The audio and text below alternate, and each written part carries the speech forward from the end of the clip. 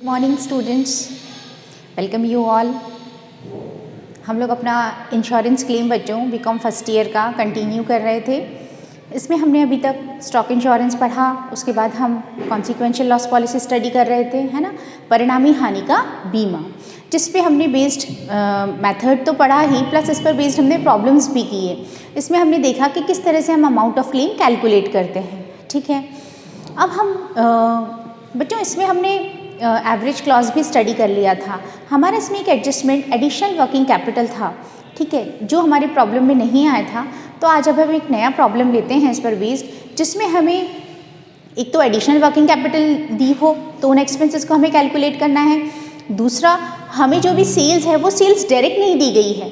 कई बार क्या होता है कि हमारे पास जो भी डेटा होता है ना, वो डायरेक्ट नहीं होता है। उसे या तो वो मंथली दे देता है या फिर क्वार्टर की फॉर्म में दे देता है कि भाई इस क्वार्टर की सेल्स इतनी थी, देन इसकी इतनी थी, देन इसकी इतनी, देन इसकी इतनी। तो उस कंडीशन में क्या हुआ, हमारे पास पूरे ईयर की सेल्स तो है, लेकिन हमें ये कैलकुलेट करना पड़ेगा। देखिए, जो सेकंड स्टेप में अपन लेते हैं जीपी निकालने के लिए प्रीवियस ईयर की सेल, उसमें कोई प्रॉब्लम नहीं आती है, इट्स फाइन, ठीक है। लेकिन फर्स्ट स्टेप में हम जो इंडेमनिटी पीरियड की सेल्स निकालते हैं ना, उसमें हमें डेट वाइज देखना पड़ता है। पर्टिकुलर जिस दिन आग लगी उस दिन से लेकर उसकी रिकवरी तक जो भी पीरियड दिया होता है वो मंथ्स में ही होता है, और उसी की सेल्स हमें पिछले साल की लेनी होती है। तो वहाँ हमें ये देखना पड़ेगा कि भाई हम डेट टू डेट कैलकुलेट करें, तो हमें उन सारे मंथ्स की जो सेल्स होगी ना, उसमें से उसे निकालना पड़ेगा, ठीक है, और देन उसके बाद उसका टोटल लेके यहाँ पर कैलकुलेट करना होगा। ठीक है, first step, second step, third step में हमने लॉस ऑफ प्रॉफिट निकाला था इन दोनों के बेसिस पर।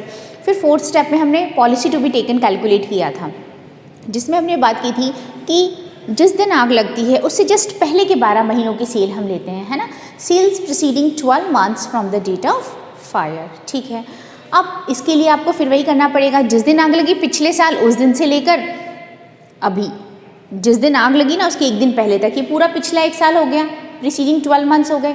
आपको इन 12 महीनों की सेल्स लेनी होगी। तो मेरे कहने का मतलब बेसिकली ये है कि यहाँ आपको अपनी डेट्स का, अपने टाइम का ध्यान रखना होगा। पहला तो इंडेमनिटी पीरियड कितने मंथ्स का है, क्या एक्चुअल दिया है क्वेश्चन में, पॉलिसी में मेंशन्ड है, या फिर 12 मंथ्स, तीनों में से जो मिनिमम है मैं उसको कंसिडर करूँगी। दूसरी चीज़, प्रीवियस ईयर की पूरी सेल मैं ले लूँगी, वो मुझे दी होगी, उसका टोटल लगाना है। फोर्थ स्टेप में प्रीसीडिंग 12 मंथ्स की जो सेल्स है उसे मुझे कैलकुलेट करना होगा, और अच्छे से ध्यान से करना होगा, है ना। आपको वैल्यू सब दी हैं, सिर्फ आपको समझ आता है क्या कॉन्सेप्ट, इसे चेक करने के लिए इस फॉर्मेट में क्वेश्चन दिया जाता है। तो देखिए, हम इस पर बेस्ड एक प्रॉब्लम लेते हैं।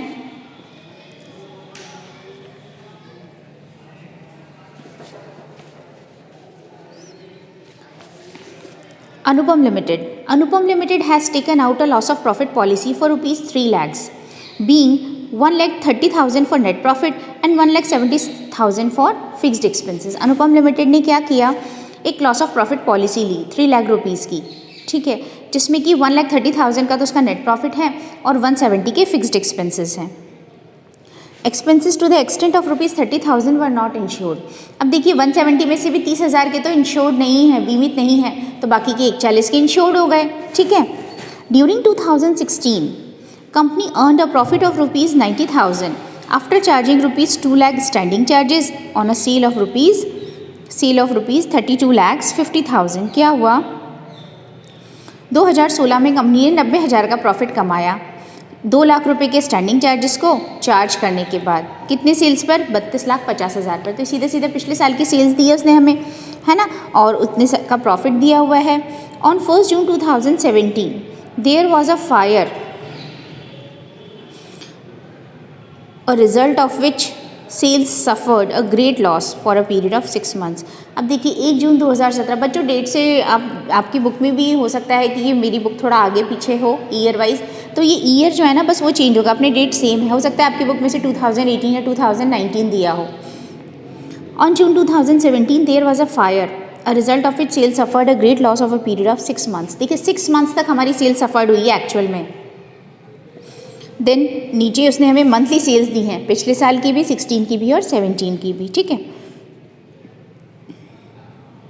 According to the policy indemnity period was 4 months. अब लेकिन इंडेमनिटी पीरियड हमारा 4 मंथ्स का है पॉलिसी के अकॉर्डिंग। तो हमने बात की थी जो तीनों में से मिनिमम होगा, पॉलिसी का मिनिमम है 4 महीने, यही हमारा इंडेमनिटी पीरियड होगा। 2000 were spent on putting the fire out, 2000 रुपये आग बुझाने में खर्च हो गए। Additional expenses as a consequence of fire were this, देखिए एडिशनल एक्सपेंसेस अतिरिक्त व्यय हुए हैं। एक्चुअल वर्किंग कैपिटल हम इसकी कैलकुलेशन करेंगे, but a saving of ₹3000 was made, लेकिन हमने फिक्स्ड एक्सपेंसेस में 3000 की सेविंग भी कर ली। अच्छी बात है, इसको हम लॉस ऑफ प्रॉफिट में से माइनस कर देंगे।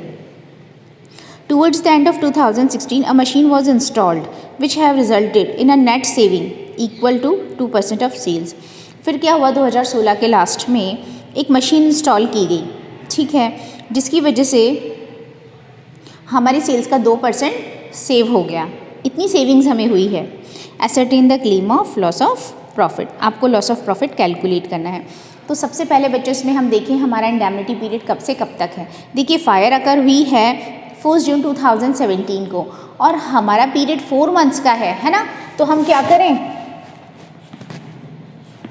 4 मंथ्स का मतलब मैं क्या करूं, 1 जून 2017 से 4 महीने काउंट कर लूं।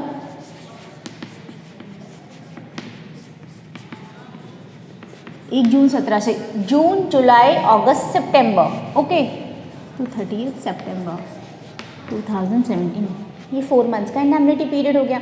अब हम स्टेप 1 की बात करते हैं। स्टेप 1 में हमें क्या करना है, sale of indemnity period of previous year, है ना, पिछले साल के इंडेमनिटी पीरियड की सेल्स कितनी रही है। यहाँ मैं पीरियड की डेट लिख दूँ और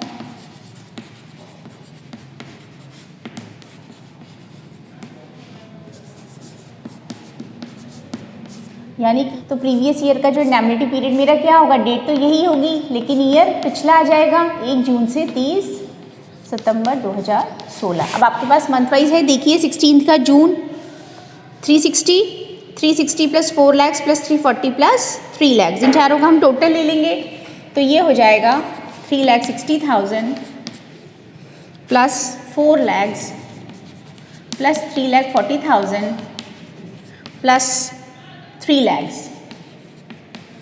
इसका टोटल लगा लीजिए। इसका जो टोटल आ रहा है वही हमारी sale of indemnity period of previous year हो जाएगी, है ना।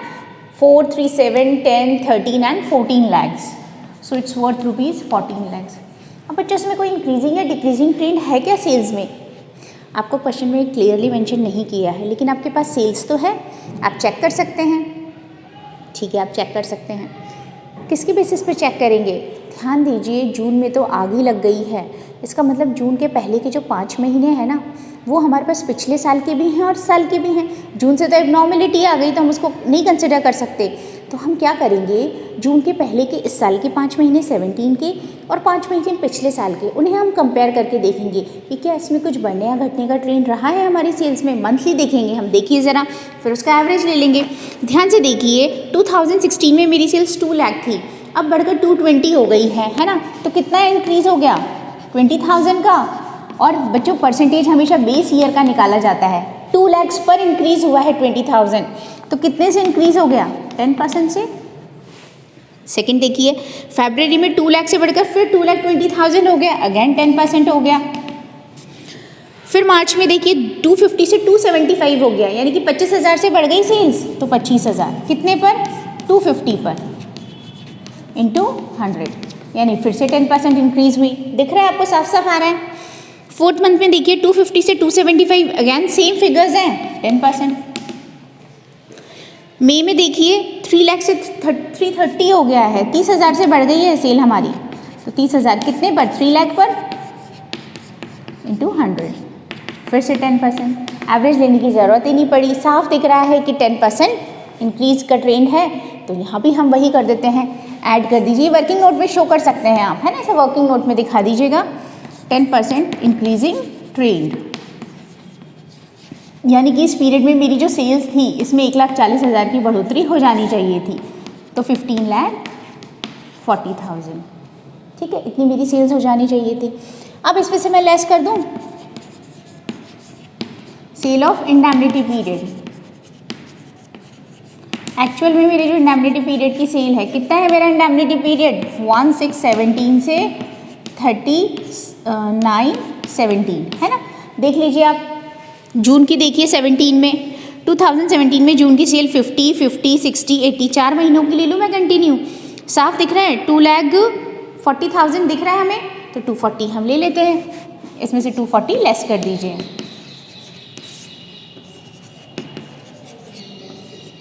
तो जो 13 लाख है ये क्या हो गई, मेरी शॉर्ट सेल्स हो गई। मेरा स्टेप 1 कंप्लीट हुआ, 13 लाख की मेरी शॉर्ट सेल्स आ गई। क्लियर, आई होप आपको क्लियर हो गया। हमें मंथ्स दिए थे, उन मंथ्स के बेसिस पर हमने ना डिफ्रेंशिएट कर लिया। देन उसके बाद अब हम क्या करें, हमारा सेकंड स्टेप जीपी कैलकुलेट करें।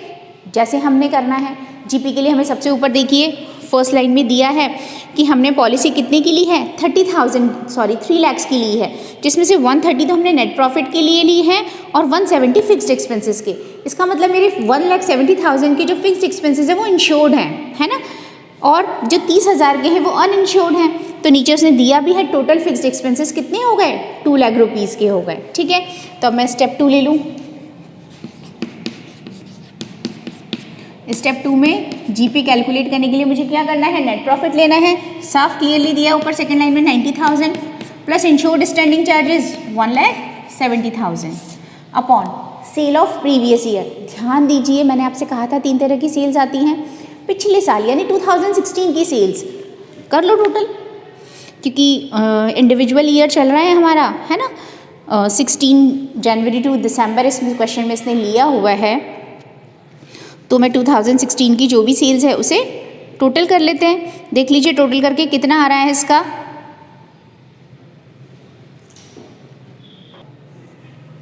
ठीक है बच्चों। तो जनवरी से दिसंबर तक की 2016 की वर्बली हो जाएगी। अब ध्यान से देखिए, लैग्स में वैल्यू दिया है 2 + 2 4, 4 + 2 6, 6 2 8, 8 और 50 और 50 1 लाख हो गया, 9 लाख हो गया, 9, 9 3 12, 12 3 15, 15 और 4 19, 19 और 3 22, 22 और प्लस 60 और 40 1 लाख हो गया, 23, 23 3 26, 26 और नीचे 5 31 और 1.5 लाख 3250, है ना। आपको वर्बली भी करना है क्योंकि कैलकुलेटर से भी अगर आप इसका टोटल करते हैं तो बच्चों पीछे की जो 3 जीरो है ना इन्हें हटा के कीजिएगा।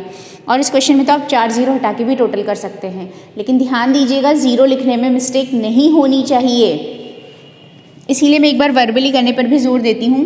तो इट इज़ 32,50,000 इंटू 100। अब आप देख लीजिए जितना भी आ रहा है वो मेरा क्या आ गया,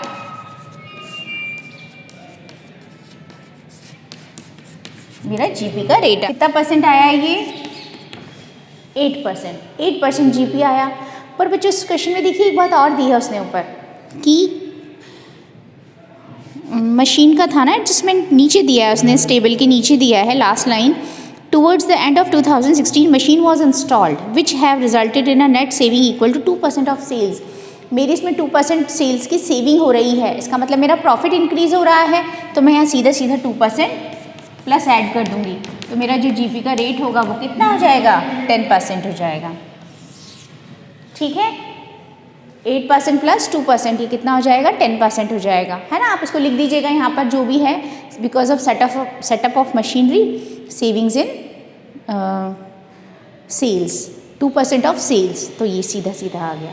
अब ये दोनों आ गए, इनका मल्टीप्लिकेशन कर दूँ तो लॉस ऑफ प्रॉफिट आ जाएगा, है ना। ये साइड की कैलकुलेशन इरेज कर देते हैं हम।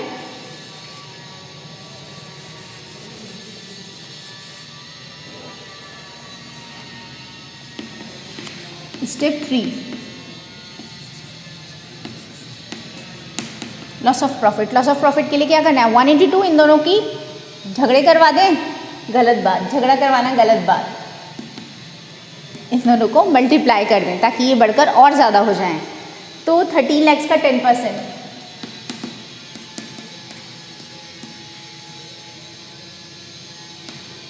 ₹1,30,000 हमारा कितना हो गया लॉस ऑफ प्रॉफिट, 1,30,000 रुपी। ठीक है, अब आप देखिए ज़रा क्वेश्चन में उसने हमें और क्या क्या दिया हुआ है।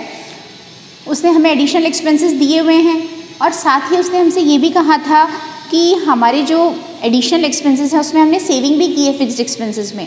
तो हम क्या करेंगे बच्चों, जो लॉस ऑफ प्रॉफिट है इसमें ऐड कर देंगे एडिशनल वर्किंग एक्सपेंसेस और लेस कर देंगे सेविंग्स। जो भी फिक्स्ड एक्सपेंसेस में सेविंग्स होगी तो जो हमारा नेट आएगा ना वो हमारा होगा एक्चुअल में लॉस ऑफ प्रॉफिट। अच्छा, उसे निकालने के लिए पहले हम एक स्टेप और लें, या तो हम नीचे उसको वर्किंग में शो कर दें या फिर यहीं पर हम उसे अगला स्टेप बना के भी शो कर सकते हैं। तो मैं इसको नेक्स्ट स्टेप में ले रही हूँ,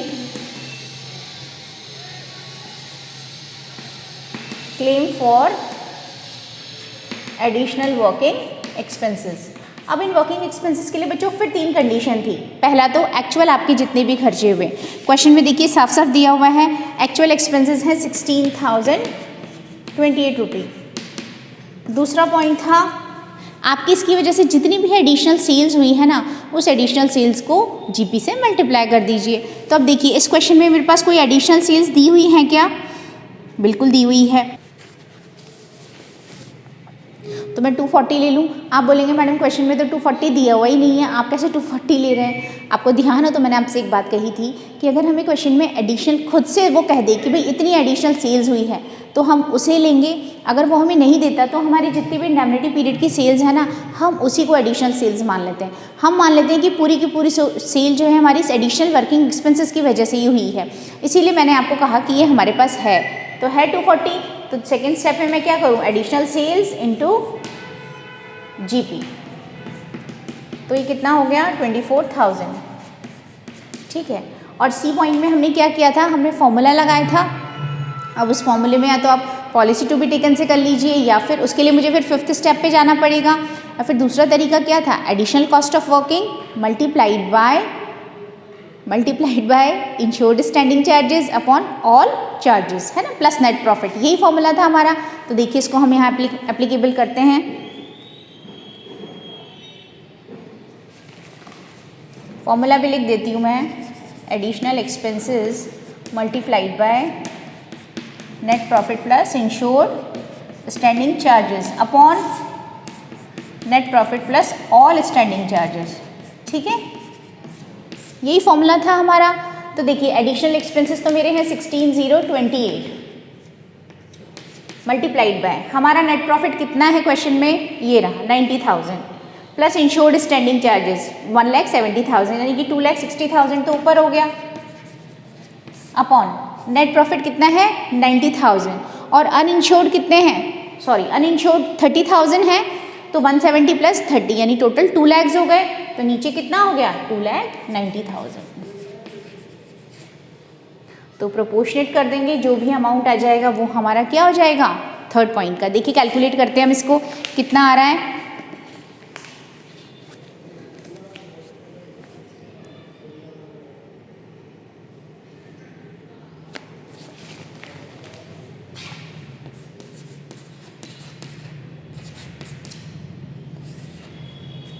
$14,370 मेरा अमाउंट आया। अब इन तीनों में से मिनिमम अमाउंट कौन सा दिख रहा है बच्चों आपको? देखिए इसका था 16,028, इसका 24,000, इसका 14,370। साफ दिख रहा है कि सी पॉइंट मेरा मिनिमम है। तो इन तीनों में से मैं किसे कंसिडर करूंगी, इस थर्ड पॉइंट को, 14,370 को। बच्चों ये जो मैंने आपको यहाँ लिखा है ना, ये ज़रूरी नहीं है आप इसे यहाँ शो करें, आप इसको इस पॉइंट के बाद भी शो कर सकते हैं, है ना। तो ये जो भी होगा लॉस ऑफ प्रॉफिट, इसमें मैं ये एडिशनल वर्किंग एक्सपेंसेस 14,370 ऐड कर दूं और जितने फिक्स्ड एक्सपेंसेस में मैंने सेविंग की थी उसको मैं यहाँ से माइनस कर दूं। तो देखिए कितनी सेविंग की थी क्वेश्चन में, ज़रा ध्यान से देखिए, 3,000 के एक्सपेंसेस में सेविंग की गई थी, तो 3,000 मैं यहाँ से माइनस कर दूँ, यानी फाइनल 11,370 यहाँ पर जुड़ जाएगा।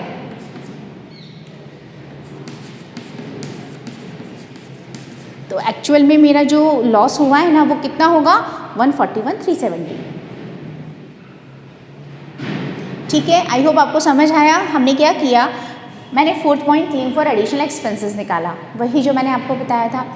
इनमें से जो भी मिनिमम था उस मिनिमम को इस लॉस ऑफ प्रॉफिट में जोड़ दिया और सेविंग एंड एक्सपेंसेस माइनस कर दिया।